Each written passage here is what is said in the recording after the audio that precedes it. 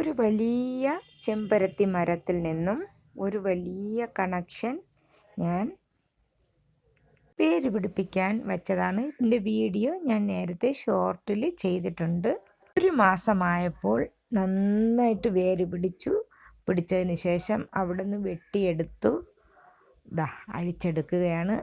ഇതിൽ നിറയെ വേരുകളുണ്ട്. ഇനി ഇത് ഒരു ചട്ടിയിൽ വച്ച് ഒരാഴ്ചത്തേക്ക് നല്ല സൂര്യപ്രകാശം ഏൽക്കാതുണ്ട് ഇതിൻ്റെ വേര് നന്നായിട്ട് പിടിപ്പിച്ചെടുക്കണം.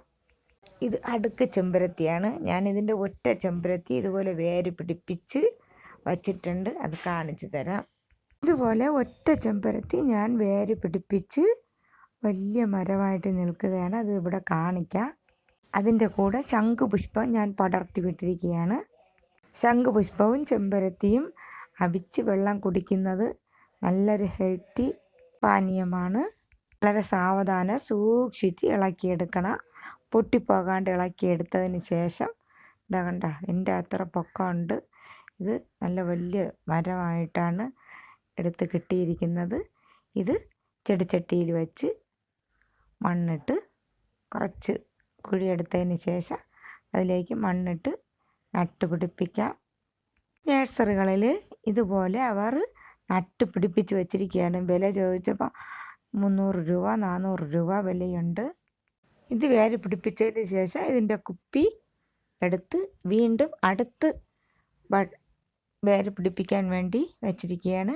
ഇതുപോലെ വേപ്പിൻ്റെ ശിഖരത്തിലും ഞാൻ വേര് പിടിപ്പിക്കാൻ വച്ചിരിക്കുകയാണ്. നട്ടതിന് ശേഷം ഇതിൻ്റെ ചുറ്റും പൊന്നാങ്കണ്ണിയുടെ കമ്പുകൾ വെച്ച് പിടിപ്പിച്ചാൽ പെട്ടെന്ന് വെയിലേൽക്കില്ല, പെട്ടെന്ന് വാടിപ്പോകില്ല. പൊന്നാങ്കണ്ണിയുടെ ചീരയും കിട്ടും. ഈ ചെമ്പരത്തിയും നന്നായിട്ട് വേര് പിടിപ്പിച്ച് നല്ല വലിയ മരമായിട്ട് വളരും. ദിവസവും 3 നേരം വെള്ളം ഒഴിച്ചു കൊടുക്കണം, ഇല്ലെങ്കിൽ വാടിപ്പോകും. ഇനി വേപ്പ് വേര് പിടിപ്പിക്കാൻ വച്ചിട്ടുണ്ട്. അത് വേര് പിടിപ്പിച്ച് നടുന്നതും വേര് പിടിപ്പിക്കുന്ന രീതിയും കാണിക്കാം. നമുക്ക് വീട്ടിലിരുന്നു കൊണ്ട് ചെയ്യാവുന്ന നല്ല ഒരു ബിസിനസ് കൂടിയാണിത്.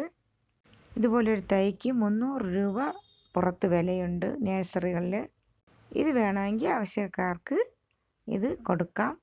എൻ്റെ ചാനൽ സബ്സ്ക്രൈബ് ചെയ്യാത്തവർ സബ്സ്ക്രൈബ് ചെയ്യുകയും കമൻറ്റ് ചെയ്യുകയും ചെയ്യണേ. മുമ്പ് ഞാൻ നച്ചുപിടിപ്പിച്ച ചെമ്പരത്തിയിൽ ശംഖുപുഷ്പം പടർത്തി വിട്ടിരിക്കുകയാണ്. ചെറിയ കഷ്ണം പൊന്നാങ്കണ്ണി ചീരയുടെ തണ്ടിൽ നിന്നുമാണ് വീട്ടിൽ കാടുപോലെ പൊന്നാങ്കണ്ണി ചീര കിളിർത്ത് നിറച്ച് നിൽക്കുന്നത്. ദിവസം ഈ പൊന്നാങ്കണ്ണി ചീര കൊണ്ട് ഞങ്ങൾ തോരൻ വയ്ക്കും, പുട്ട് പുഴുങ്ങി തിന്നും. നല്ല ഹെൽത്തിയും ഒരൗഷധവും കൂടിയാണ്. പലരും വന്ന് പറിച്ചുകൊണ്ട് പോകാറുണ്ട്. ആവശ്യക്കാർക്ക് ഇനിയും കൊടുക്കും.